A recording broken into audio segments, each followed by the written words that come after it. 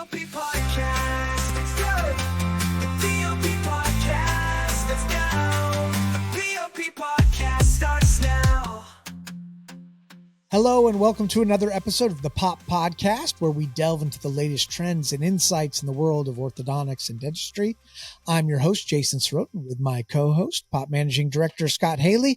And today we have a very special guest with us, Miss Dixie Robinson. Dixie is the current operations manager of Horsley Orthodontics and the director of P.O.P Practice Management.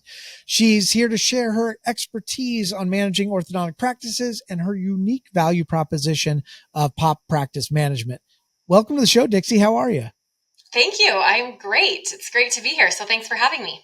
Yeah. Well, first of all, people are going to learn a lot today, because if you don't know what Horsley Orthodontics is, it is a very large practice. And to run a practice of that size, you have to have a very good practice management solution. So I'm really excited to talk to Dixie about how she has managed to not only build that, but learn a lot of skills of practice management that are passing over to P.O.P members. So let's start with you, Scott, on how you met Dixie, and then hopefully Dixie can tell us about herself. It's just it's the magic of the network effect. Dixie is at P.O.P. Dr. Brian Horsley is one of our founders, and along with our other doctors. And it was like, hey, you really need to connect with Dixie and make sure you're working with her specifically around, as we've built out the P.O.P practice management side of our business, in addition to our annual meeting. So I think, Dixie, don't be shy when you tell your story of, no one's going to believe how long you've been at Horsley Orthodontics. I'm going to use my running joke. It's like, what did you start in, like the 8th grade or 7th grade or something like that? But you've seen quite the transformation in that practice. You've been around the industry for a lot of years, and you've had a lot of exposure to different professionals in our space. So our conversations, I learned more from Dixie on our weekly, bi-weekly calls than about anyone I have been in this industry, just because of her insights on what it takes to run a practice. So anyways, enough gloating and fawning over Dixie. Let's turn it over to Dixie. Dixie, why don't you share with our... Yeah, I'm a Dixie fan. What can I say? Why don't you share a little bit about your journey in orthodontics? Because, and maybe share a little bit about the operation that you're managing today at Horsley Orthodontics and what that entails in terms of the roles, how big the team is. And it's pretty inspiring, I think. Oh, you bet. Well, you're very nice. And I enjoy my time with you as well. I feel like we're a great team, and we get ourselves into trouble because we think big. So it's great. Just a little bit about me. So I'm married to the love of my life. We stay super busy, just the two of us. We don't actually have any kids or pets. We haven't figured that out in our lives, but we work super hard and play super hard also. We love to travel and see the world. And as much as we can, we get out. I love to do photography. I love reading. I love to be outside. Part of our traveling with my husband and I, we love to get out in the beautiful weather that Utah has to offer in the summer. We love to camp with our trailer. I don't do a tent. I can't do that anymore. I'm too old, but I love to get outside. We side by side. We love to hike and paddleboard and all those things. So it's great when we're outside of work, but also it's great because my husband, he's also a doctor, though not an orthodontist. He's a doctor of education. So I am actually surrounded by doctors in my world, which is great. But he also has some interesting perspectives with his career. He's an assistant superintendent currently of a school district. And so I can bounce ideas with him too, or people like Scott with P.O.P. And so it's been a great journey. I have been in orthodontics for 24 years. So the first 4 years of working in orthodontics, I worked with Dr. Verl Jensen, and he was a fantastic mentor, a great human. I love that man. He's wonderful. He was retiring and sold his practice to Dr. Brian Horsley. who I currently work with. And I'll be honest, I was very nervous with that transition about to happen. I had just found my passion with orthodontics, with having such a great mentor, and was nervous if there could possibly be another great orthodontist that could buy this practice that I was a part of, or would I need to leave and go find something else?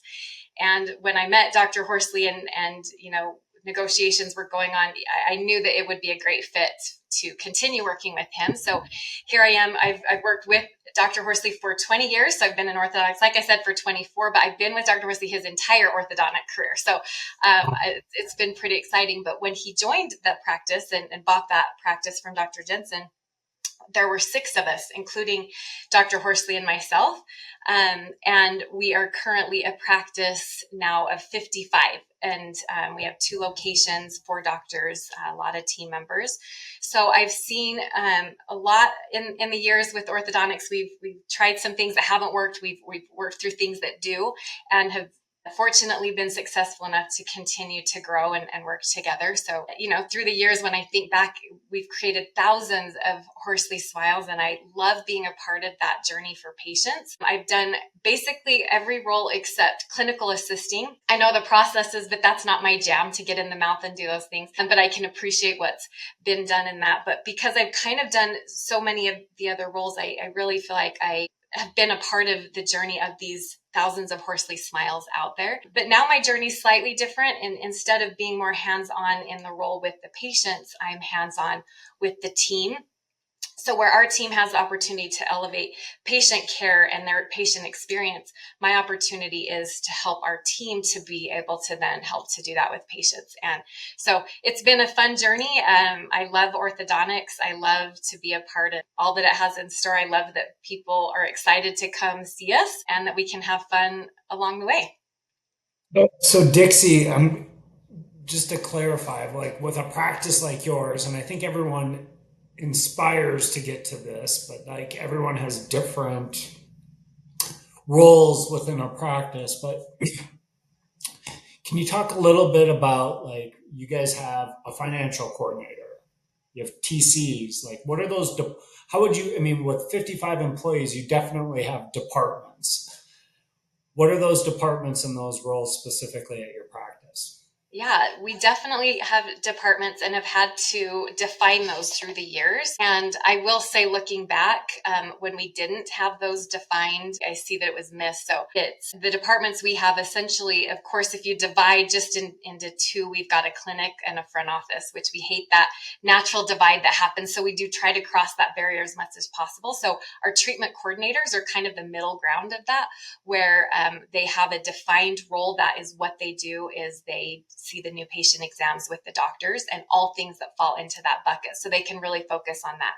We have insurance coordinators who help to follow up with insurance claims. They're also making sure that our system is processing things properly and, helping with all things insurance before a patient comes in. So making sure that we have all their benefits, all those things. And then so they're really focused kind of in that area. And then we have scheduling coordinators who help schedule patients from the phone or across the desk, or manage the digital schedule that they do as well, kind of all things that fall into that area. Some of our scheduling coordinators can cross over and do a little bit of maybe some insurance or some different things like that. We like to have some cross training happening. We also have our clinical team. So within our clinical team, we do have a clinical coordinator or a clinical lead, and then clinical assistants. And we have records sterilization technicians. And then typically we'll also have, maybe an assistant in training or kind of a flex who can do a couple different areas, so that if someone's needing a day off, we have some coverage, or just opportunity for growth for people to learn more things. We also, in each practice, have a financial coordinator. The financial coordinator oversees all financial, so patients, insurance, all of that. And then, of course, get some help from all the others. And then have a front office coordinator to help just coordinate things like the schedule or time off, or just making sure that the day in and out things that need to take place are taking place. And then, of course, my role, I'm manager, director of operations. I don't know. I just do a lot of things and have a lot of people to help. And so I do oversee, we have our 2 locations and oversee both of those with the help of all the different departments within the team. Yeah. Excellent. Excellent. So it's your role it's like the Dr. Horsley or the doctors, and then I've noticed the orchestration of between you and those leads it's masterful. That isn't saying that the doctors don't have connections with the team, but it's the ideas and the tasks and the action items are all being run through you. And then, really allowing the doctors to spend their time being doctors. You've really done a nice job with that at the practice. Thank you. And I suppose I left out that very important part, the doctors. Oh my heck, don't tell. I hope Dr. Horsley's not listening right now. Because yes, of course. And I say that in the best of way because he can focus his energy and effort, like you said, Scott, on patients. And that's where he shines, is patient care. He's also very good at marketing and organization and all of those things, but he can't do everything. And so we help do all those other things, of course, under his direction. I've always seen it, from my time being connected with you guys, is it's like you're implementing his vision. Yes. That's how I see it. And it's crucial because he can't do all of it. He can't be the marketing manager, the financial coordinator. And so you're putting systems and implementation is really, really important. And I think that's, as we've talked before, practice management, there's a lot of ideas in the industry, Jason, like with brain bites and all this stuff. But what's the hardest thing for doctors to do? It's not like that they don't know how to do it or they can't go read a book to how to do it. It's the actual implementation of those ideas, right? So anyways, this is my 2 cents. Dixie and I have talked about how hard implementation actually is in an orthodontic practice. Well, Dixie, can you tell us a little bit about specifically what you do on the P.O.P practice management side and the key consulting areas where you're helping doctors? Absolutely. So there's 3 main areas that we focus on. So number 1 would be a practice management workshop, and I'll elaborate on that. Number 2 would be Smile Assurance Bundle, would be the second name of what that one is. And then the third one would be like mentorship opportunities. So to break those down, the practice management workshop, it's really a focus group where we come together and really work with like-minded and individuals in the same same role. But during that workshop, we look at scenarios, work through best practices, what works, what doesn't, what's tried and true. We build action plans, create efficiencies where maybe they're lacking or could improve on, and use real data that we have in our practice and that others would have in theirs to kind of analyze where we could be making improvements, and talk about metrics, where we should be, what our goals would be for some of that. And really, it doesn't matter the size of the practice, where a practice is at. If it's a long-term practice, a newly purchased practice, a startup, all levels would be welcome for this because we all can glean information and help from one another. But that's, in a nutshell, the workshop with practice managers. And that would be for, an office manager, practice administrator, whatever you want to call them,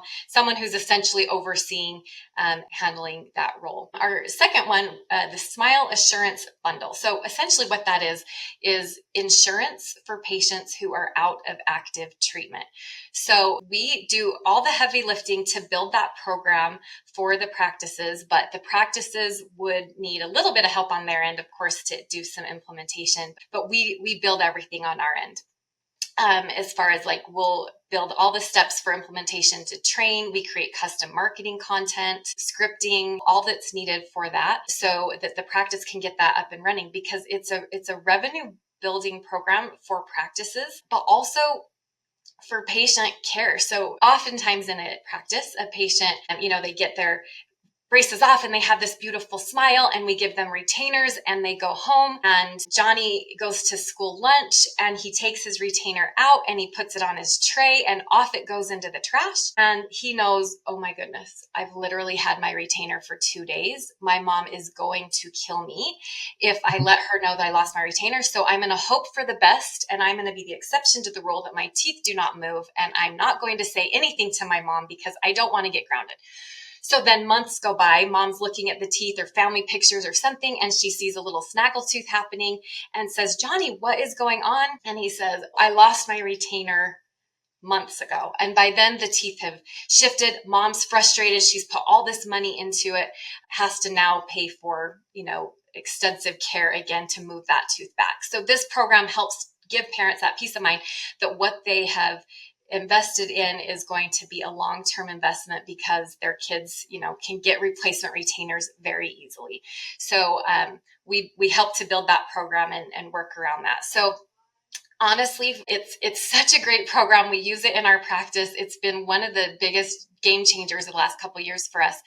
Just to give an idea, if a practice is starting, let's say 25 patients in a month, they really could expect like $12,000 of revenue in a month, depending on what their cost is on that. So, you want to earn $150,000 this year?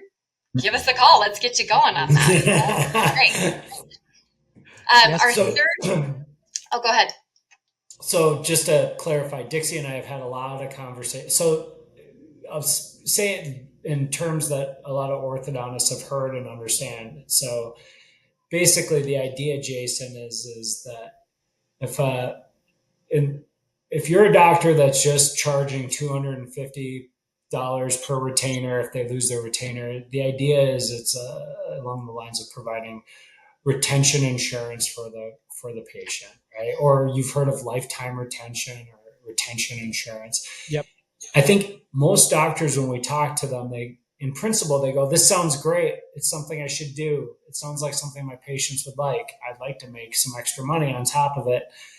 But they come home and then they realize like it's really hard to implement. And what Dixie has built out is an opportunity for the doctor to hit the easy and have Dixie implement it with them and their team. And I think we kind of joke, like, it's kind of a no-brainer. But we understand that you need help getting the ball rolling, and that's what Dixie does in this case. All right, Dixie, hit us with the third thing, because there's more. Okay. Yeah, there's more. There's more. Stop. The third one would be our mentorship opportunities. So where we have a practice with all of those different areas in a practice up, functioning and running, oftentimes, we get a lot of people who need some help or coaching, mentoring in a specific role. So we offer that for individuals to come to our practice, see what we're doing. We'll coach through, whatever level that's happy to kind of do that. Specifically, I know there's a lot of need in the treatment coordinating piece with that. So treatment coordinators coming in can actually see a new patient exam, how we work through those conversations, doing all of that and helping, to build that confidence. So when they're back in their own practice, they can do that. And we work through that, giving whatever scripting, forms, access to questions, and then beyond just a treatment coordinator role, any of the other roles we're happy to help coach and mentor through as well. It's sometimes different just to be able to see. I know for me, I like to see things in action, or really be able to compare notes with someone who's in my same role or in the trenches doing the same thing, so that I know that they really understand what I'm going through. So there's power in that. And so we love that opportunity to be open for more people to come and help each other out. That's awesome. Maybe we can kind of wrap up with two topics of discussion, which is the network effect and then how that ties into the big event you guys are having. So what is the network event, and then tell us about the big event coming up. Yeah, I think, one of the core principles that we wanted to do with the group when we started P.O.P was like, if we're going to be, I always say, like, if we're going to be transparent and honest, like, a lot of doctors want to join the group, and a lot of times because of the agreements that we've negotiated to find savings, right? But I think that it's really important that, the relationships that you build, the network effect, or the crowdsourcing of ideas, the business pros. I think we've always found, or in particular our doctors that are in our group, is like what's helped their practice more over the years than, a contract negotiated for lower pricing isn't going to help you grow your practice. It's the ideas that they share amongst each other. It's the ideas that the office managers and operations managers learn from each other, and the marketing managers, and down the line. That's how you really build out really cool things. So, in P.O.P, the way we do that is primarily we do it through all our doctors know who each other is. Obviously, they can pick up the phone and talk to each other. We have a Facebook group for office managers, and we have a Facebook group for doctors where they can share, post ideas. There's nothing original about that. There's groups out there that already exist for that, but we have that for our doctors. But I think what's really exciting is our annual meeting that we're going to be doing the last week in January in Park City, Utah, which Park City, Utah in January during Sundance Festival is a pretty cool location to attend. What we're going to try to do with this meeting that's unique is it's not going to be show up and get lectured at for 2 days straight.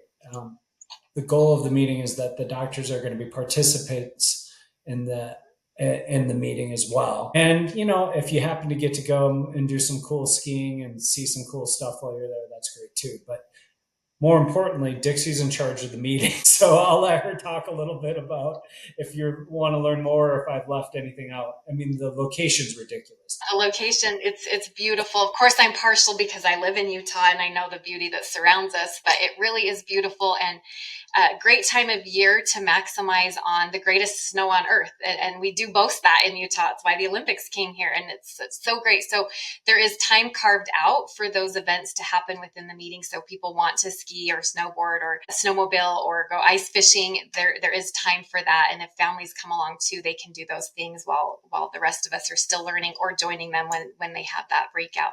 So yeah, it'll be great. The location's wonderful. It's a brand new facility hotel, which is super exciting because it's state of the art, everything, and just stunning. So we're excited for that. And really the lineup of speakers, like you said, Scott, is going to be just great. The content with a good mix of learning, being engaged, and of course, entertainment.